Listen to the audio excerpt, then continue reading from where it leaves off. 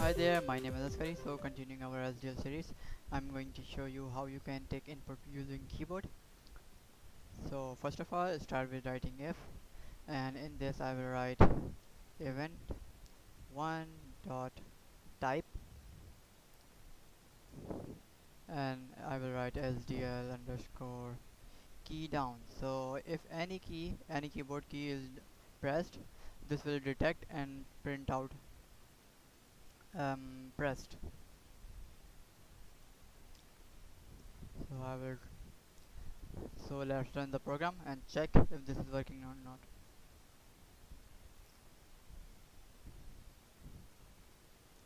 So this is working. I am pressing uh, W key or any AWSD or any key. It is working. So and it's also spam if I press it continuously. So next, I'm going to show you another cool trick. Because this is registering all the keys as a single input. So if we want to take a specific input, we can add another layer of if, in which we can specify if a certain key is pressed, only then it will register as input. So for that we have to go into key, then key sim, and then only sim.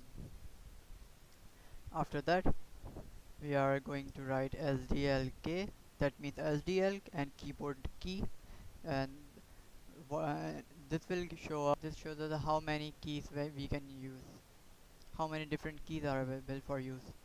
So I can use delete key, I can use E, E, F. So in short, I can use any key on the keyboard.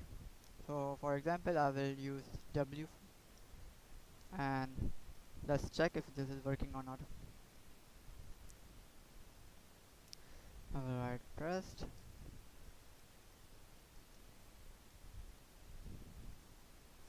Let's see if this is working or not.